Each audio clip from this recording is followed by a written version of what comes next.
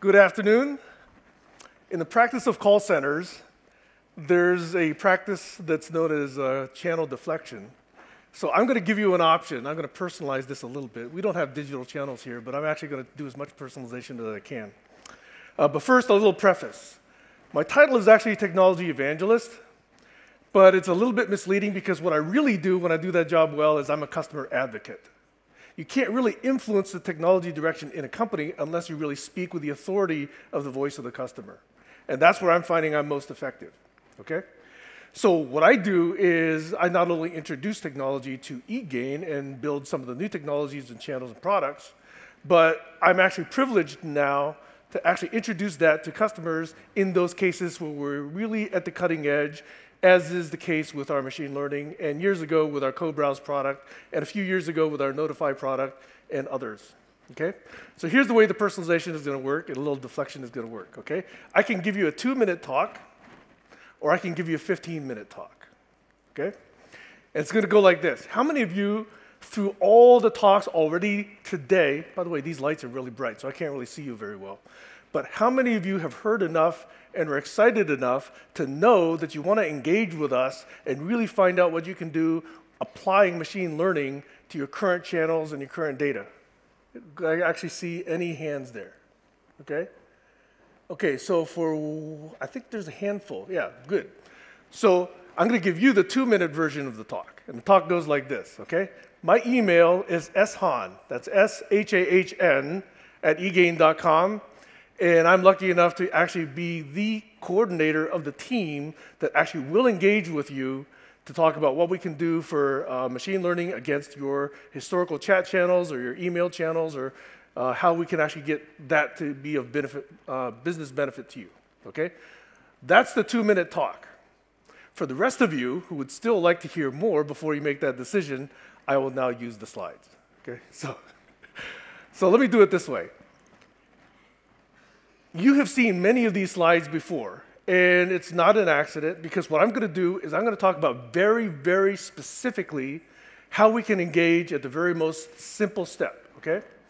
So when it comes to customers and what they want, you've heard already today. They want less time interacting with an agent, they want a quicker resolution to their issue, and they want to just be satisfied and move on, right? They want to go on with their life, as Brian was talking about earlier today. The specific example I'm going to tell you will address exactly that metric.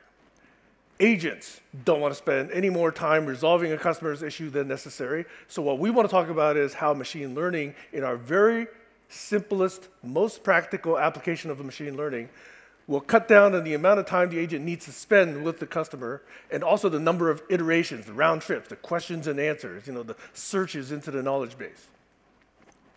And then what businesses want is they want a lot of nice metrics and a lot of greens all throughout the dashboard that says customers are happy, agents are sitting on their thumbs with nothing to do, all the metrics are going up. That's what the business wants. And I'm going to talk then about why now, okay? I've actually, for those of you that were actually in industry around the early 80s, I've been through a couple of cycles of artificial intelligence and the hype that the media will actually give artificial intelligence, okay? So if any of you, were any of you in business in 1980, 85, et cetera, that period? Wow, I'm older than most of you guys. Okay, so let me give you about 30 seconds of history. At that time, there was something called the Japanese 5th Generation Project, and there was a guy named Ed Feigenbaum at Stanford University who wrote a book about how everything known in AI was already done. All it was just a matter of, just doing it. He said nothing needed to be done as of that point. Well, clearly, that wasn't the case. What was the problem was, at that point, the practical approach to things was to find a number of experts in a problem domain, okay? Medicine turned out to be one of these things, okay? And they would interview these experts and extract what they call knowledge and write these rules and build them into symbolic systems. Why did they do that? They did that because they didn't actually have the knowledge sources, the expert systems, hooked into the data. The databases were inaccessible to these rules.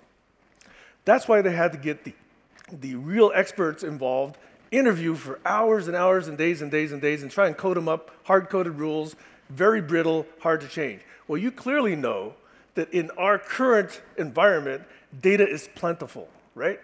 You get everything's metered, everything's generating telemetry, all the monitoring you have in the cloud, all the databases that handle all the transactions, all the event records, you know, they're all available now. And what were the experts really doing? They were taking all of these events and kind of saying, well, I think this rule applies to all these other cases that I've seen. It was kind of rule of thumb. That's why they were called heuristics. But now we actually have the real data at the foundation of this approach. We don't have to do guesswork. We don't have to go and interview these experts. By the way, these experts are still valuable, okay? I don't want to diminish their importance, and there'll be a slide here where I talk about that. But if you can go exactly to the data foundation and really extract what's going on, now you've got a lot of data that can easily be assimilated with analytics and then with pattern matching and then with machine learning, okay? Now, it also turns out that eGain is actually an AI company within a company. I don't know how many of you knew that, okay? eGain actually has the core of a company called Inference Corporation, which I think was one of the first 4 really solid AI companies way back in the late 80s, early 90s. In fact, I was one of their very earliest customers. And so we've actually been doing case-based reasoning, symbolic processing, for quite a while. In fact, probably about 2 decades. And in fact, you know, we've got a number of people here that have actually been with the company for the entire 2 decades of that. With our virtual assistant, we've also had natural understanding. So that's not the new stuff. What I want to talk about is the new stuff comes in now, applying some of these newer techniques made possible because of all of this cheap, very available compute power and also a lot of data, okay? So the upper levels of this diagram is what we're introducing today. And now here, you've seen this slide, but what I want to focus on is this row right here, okay? So what we're doing, and let me just describe the use case to you very, very simply, okay? I want to take all the hype about AI and make it very concrete. If you have chat, if you have a significant deployment of chat, and you have a significant database of past chat transcripts, what we're able to show in the lab, and what we've also been able to do with a customer's data set, and that's the demo, by the way, that you'll see in the ideas bar, is that we can take those chat transcripts and actually run them through our learning engine and come up with what the top 8 to 12 different problem types are that make a customer request a chat session from you. So in the case that we're actually showing you, it is a retailer, and you won't be surprised, you know, how do I reset my password is one, okay? This happens to be kind of industry independent. But then there are other things like, did I get my shipment? It's the wrong size. You overcharged me, all these standard types. There's about 12 of these, okay? And so what we did was we ran these chat transcript records through our learning machine. And initially, when we did this, we hit somewhere around high 60s level of accuracy. Not real good for deployment. But the more we ran it, the more we tuned it, the more we actually pushed it up. With using no additional data, we're able to get it into the low 80s. Now, in the low 80s, when it comes to machine learning, in the industry, that's still considered pretty good these days. Okay? Eventually, we'll get much better than that. But with nothing other than the training set, we're already able to push it up to above 80%, and that's what got us all excited about saying, hey, let's introduce this to our customers, and let's see if you want to partner with us so that we can actually apply this to your particular business case. And I'll tell you exactly how we do that, okay, in a second. Also, since you've seen this slide before, I want to focus just initially on this quadrant right here, okay? Low risk, and you don't need a lot of explanation, okay? What's the problem with this box right here? This box right here is you got a really high cost of mistakes, okay? And when you make a mistake, if you're using automation, you want the automated system to explain things to you, to explain why it did something so that you can correct it. That's one of the drawbacks, by the way, of machine learning today, is machine learning systems don't do a good job of explaining what they do. So we want it to be applied first in a case where we don't actually require a lot of explanation. We just want performance to be good and the cost of the errors to be 0 or low, okay? And that's why we're doing that quadrant of application. Now, you'll notice we do have an offering here. Our case-based reasoning is here. This is where our experts are actually spending a lot of time with, our interviewers, our engineers are spending a lot of time with experts to actually derive that knowledge so that we can go after the high-impact cases. So we actually are offering multiple solutions in this quadrant. I'm just focusing now on the one that's new. Here, let me focus on just this particular bar, this predictive bar, okay? So the way we're going to do this is when we predict what was the intent behind that chat request, what can we do with that? We can do at least 2 things, okay? One is when the chat gets routed to an agent, we give the agent this very high confidence guess. I think this is a billing issue, or I think this is a return issue, or I think this is a loyalty issue, whatever it is, okay? One of those top 12 categories of items, so the agent already knows with high confidence what that issue is that the customer was calling about. The second is, once we have that high confidence, we don't make the agent go back to the knowledge base or go consult any other reference. We will reach into the knowledge base already and pull up that article, or in fact, if you have the case base, you can pull up the article or the case base and present it to the agent at the time that the chat is routed. So we do those 3 things. We do the prediction, we give it to the agent so the agent knows what to do, and we also give the knowledge to the agent so the agent doesn't have to do that additional round-trip query to then respond to the customer. I mean, it doesn't take a whole lot to say that if this actually proves out in your environment, saving at least 2 round trips of, hey, what is your problem? When did you buy it? What is your address? You save a lot of that interaction because you already know what that was, okay? So that's the meaning behind this particular slide here. And this is a copy of, so I just wanted to focus on that message for this one slide. Okay, now this is a little bit geeky, but let me just go through it really quickly, okay? What this says is in a standard deployment, customer comes with a request, goes to the website says, hey, find me an agent, and then routes it to the agent. The agent then is assigned that chat. Very, very simple. Some of you recognize this is a sequence diagram, okay? Now, with intent prediction, we put a new service into the architecture so that we actually have the service return this prediction on the intent, and then that gets to the agent, and then the agent is armed with that additional information. Very simple service, okay? Now, the last piece, and this is where we're not yet, I want to say we're not yet doing this, okay? We can do this in your case if we actually choose to co-innovate, but this says now we can actually have integration with other enterprise applications. Let's say if you've got an MRP system or a CRM system or anything else, we can now also get the customer profile. That, again, the reason for that is to save additional round trips. If you know if it's an order, you can go and get the address. You can go get the order number, okay, so you don't have to ask the customer what that was. All of this is intended to really cut down on the number of round trips, both for the customer as well as for the agent. Okay, now I'm going to talk about the specific case where you can actually see the demo in the idea bar, okay? Note this box right here. I need to reset my password. This is the one that I said, independent of industry, it seems to be, and you can disagree, or advise me, we're hearing somewhere around 30% of chat requests happen to be around password resets. Fundamentally, though, they don't come to the website to get their password, right? They come to the website to solve a problem. It's only that they have to recover their password as a roadblock in order to really solve that problem. So if you sort of ignore that, there's a whole number of other domains, categories of problems that are represented here, and each one of these you can actually see in our demos. I'm just giving some more banking examples, and I'm including here the password reset example, the one that's domain independent. We also have some in healthcare, okay? We're actually working with, talking to some customers, not yet engaged in the deployment, but we're talking to some customers in these areas. Now, the point of this slide is to indicate how learning works, okay?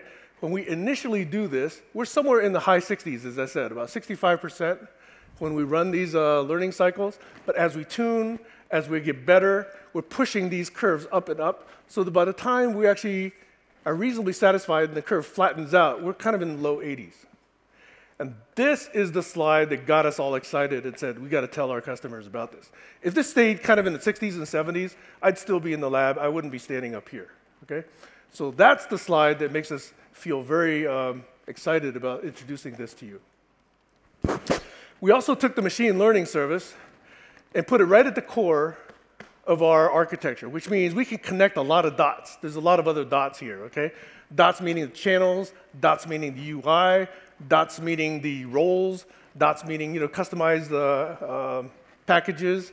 So we will eventually make every feedback loop, as Ashi was talking about, every micro loop, every feedback loop, susceptible to machine learning.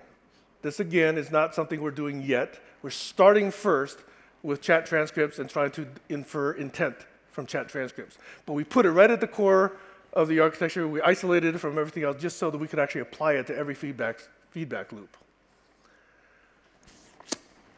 Now, I mentioned that we can actually integrate with CRM systems to actually get more data. And you can clearly see that when we integrate with CRM, we don't have to ask address information. We don't have to ask product. We don't have to ask what kind of shipping we used. We don't have to ask tax rate, this sort of things, okay? So those are the business dimensions, but we're not starting with those. We're just saying, if we have an initial successful first deployment, we can then, in a second phase, go out to these business dimensions.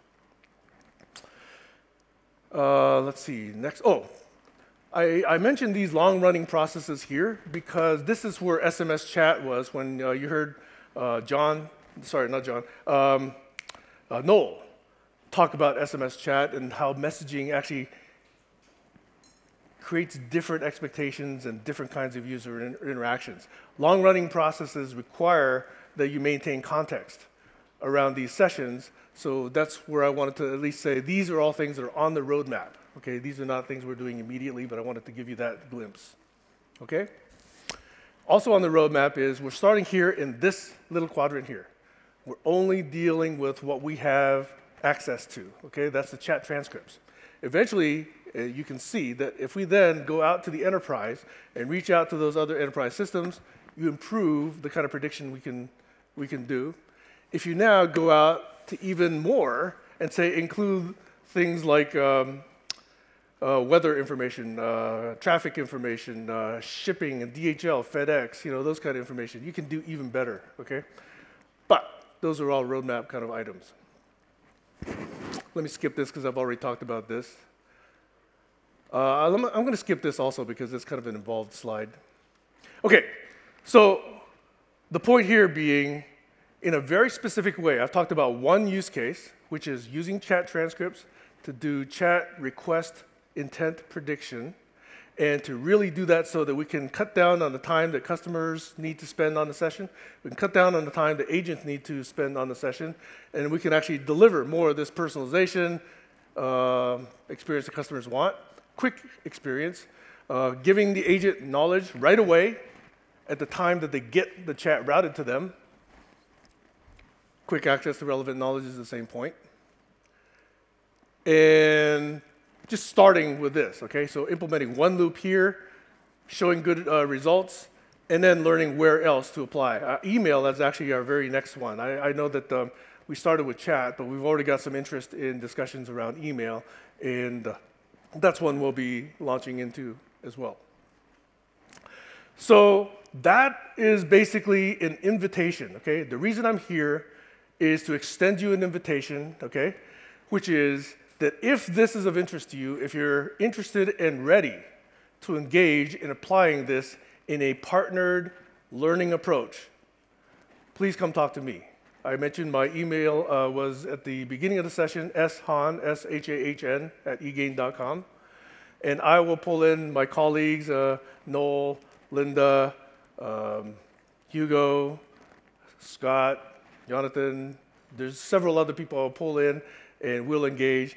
And we'll try and set the right set of expectations in our initial discussions so that you know what you're getting into, we know what we're getting into, we have access to data, we have the right metrics in place, we have the right expectations and time frames, and then we'll go and engage. That's the invitation. Okay, so please come see me. That's it. Thank you very much. Okay.